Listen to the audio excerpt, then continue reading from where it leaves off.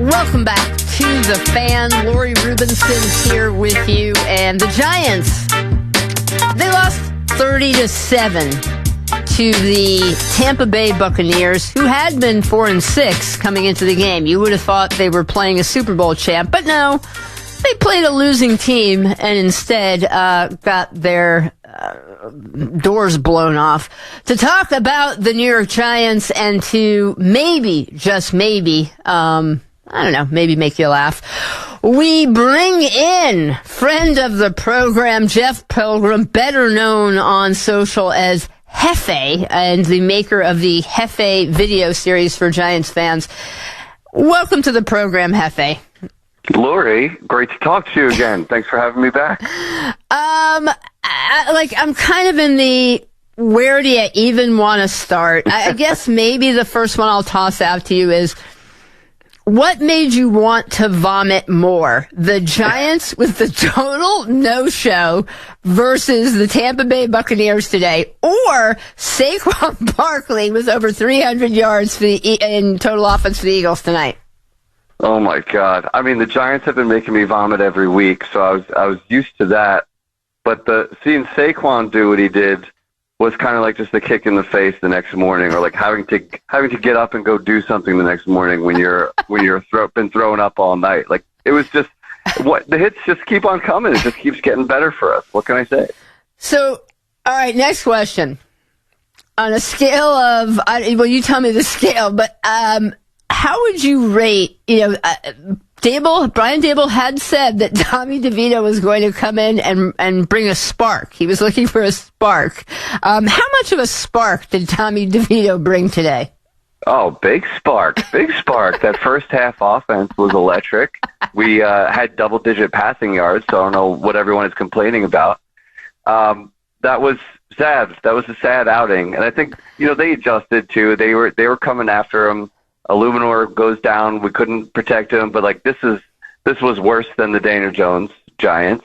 Yeah. But I mean, there are like Daniel Jones defenders who are saying, "Well, see, it wasn't Daniel," and that's not the point. The point is that this was a horrendous quarterback room, and then they told us it was a football decision to bench Daniel Jones. Obviously, it wasn't.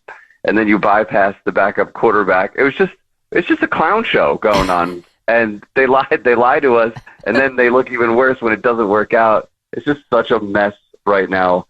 So I don't blame you being like, where do you even start? Yeah. Where do you with all of this? And we'll get into, has Dable lost the locker room, and all the questions on the post game and some of those other issues in a moment. But another one in the series of just encapsulating things here is, I'm sure you saw Malik Neighbors after the game. You probably missed him in the first half. You might have thought maybe he took a bathroom break and wasn't on the field because the Giants did not throw the ball to their best offensive player at all in the first half. And obviously, in a very big surprise, a young rookie wide receiver was frustrated by this. So I'm sure you remember this, but I don't know. I'm watching Neighbors, and I'm seeing him in the post-game press conference and how frustrated he's getting about not getting the ball enough and about all this losing. And so I want to know, how close do you think Malik Neighbors is to getting into a fight with a kicking net? Oh, God.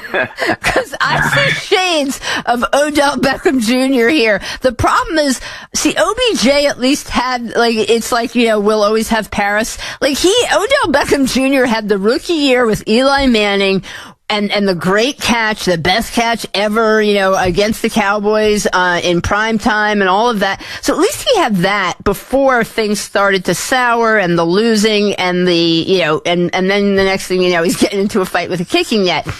Malik Neighbors, this rookie year, he just already seems unhappy to me. Oh, he's miserable.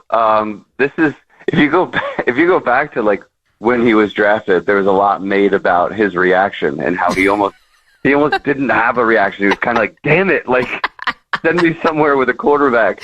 So he kind of had that vibe from the beginning. But even during the interview process, Dable asked him, how are you going to handle if things don't go well, if you're not getting the ball? He asked him this exact question. He said, I'm not going to handle it well. And but that's the kind of guy I want on the Giants. Give me some winners. He's a dog.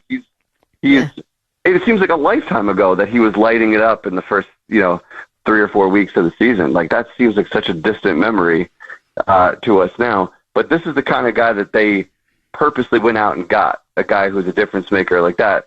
But, I mean, in terms of losing the locker room, he basically said, he literally said, go talk to Dave. It doesn't get – we don't have to wonder if he lost the locker room. The guys are just throwing the coach under the bus at this point. So it's over. It's salty. It's gone. Here's 3 comments in terms of losing. Usually it's when we get to the point in the season where you say, has the head coach lost the locker room or not? It's usually one of those questions you can debate a little more. There's usually a little more finesse. You're not sure. But today's post-game comments, we had 2 guys, including the captain and by far best player on the team in Dexter Lawrence, call the team soft. Then we had Malik Neighbors, the rookie, best offensive player, also call the team soft and question why he didn't get the football. And when asked about it, said, talk to Dabes, ask the head coach. Oh my God. And then on top of that, you had, I don't know if you saw, Illuminor, offensive lineman who got hurt during the game, but he said, I don't think guys are given 100%. All of that, isn't that an indictment of the head coach? 100%. This is exactly, what the conversation was, 3 or 4 weeks ago is, Dable could keep his job if he keeps the locker room together. Well, First, how do you keep a locker room together when you're 2-9 and you're just going straight downhill? The way they handled the quarterback thing was just awful. And the team knows who the best quarterback is in a bad quarterback room. They know who it is, and you just sent that guy. You just cut that guy.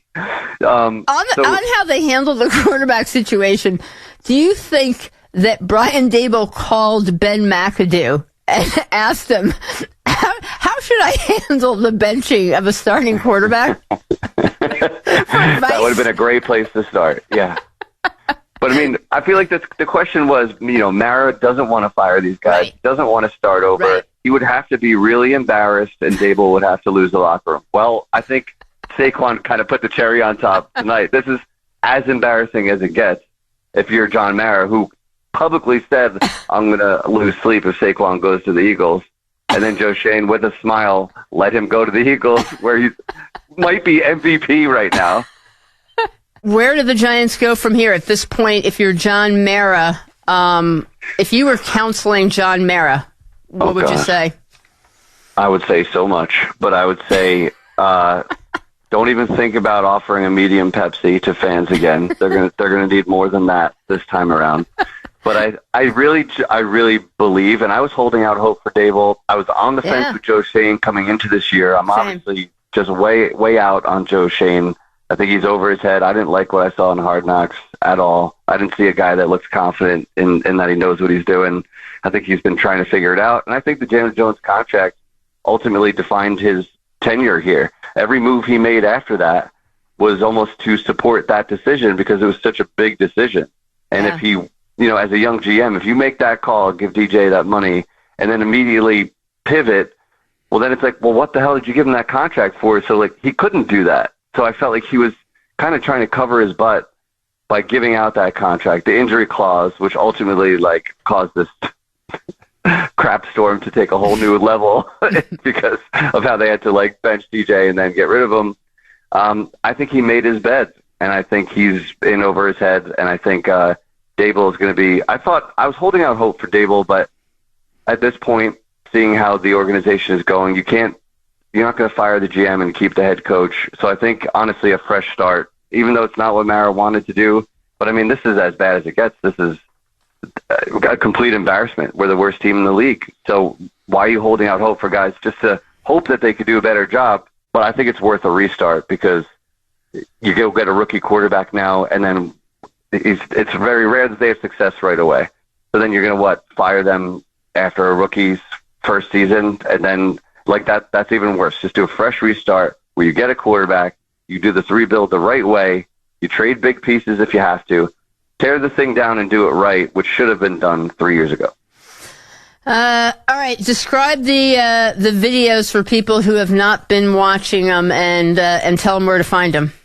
Thank you. So I am Jefé Pill on all the social media. So it's JEFEPIL. I am also 1/3 of New York Revival. We do a sports and entertainment show live every Tuesday night. We have a lot of fun. We just put a fun spin on New York sports in general, but we're all big Giants fans. So that's a good follow too. But the videos, I've been doing these for about 3 years now. I play different Giants fans in the video. And you mentioned Jefé before, which probably was weird to hear for anybody who hasn't been watching the videos. But he is the miserable Giants fan who turns out was right all along. I thought he was over the top and reactionary, and it turns out, dead on. Yeah, Absolutely. And so I've such a big community on Giants Twitter, and I've made a lot of good friends, and I'm always observing all the conversations, the Twitter spaces, and everything going on to get all the viewpoints from the Giants fan base. And then I, insert those different opinions into these 4 or 5 different characters so that the whole fan base is kind of covered in these videos. So I think that's why people relate to them, is because you're one of those fans or a combination of them. And then I just put my sense of humor into these 2-minute sketches, and I do them most weeks. And it's a lot of fun at the end of the day. I still really enjoy doing them. So it's been going well, so I'll keep it up. Yeah, I did also enjoy the ones where Giants fans looking around at the at the Knicks fans and the Mets fans and the Yankee fans, and at this point, some of these other teams having success, and at this point, they're all just sort of laughing at and mocking the Giants fans. That's been a lot of fun. Now, there's only one Giants fan in those kind of videos, and I'm expanding to all the other New York sports teams. Because I don't want to just do the same sketch every week for the rest of my life. I want to, I want to try other things. But that one's been a lot of fun, and a lot of people said it feels like the intro to a sitcom, in the '90s, the ones where I just do music and they're just interacting with each other, making fun of each other or whatever. It's just endless possibilities, because I'm only relying on myself, and I can't imagine how crazy I look to my neighbors, but it is what it is at this point. All right. Jefé, Jeff Pilgrim, appreciate the time. Watch the videos, Giants fans. If you could use a laugh, it will, and as Jeff said, there is a fan somewhere in there that you will identify with. Jeff, thanks for the time. We'll catch up with you soon. Thanks so much, Lori. Take care.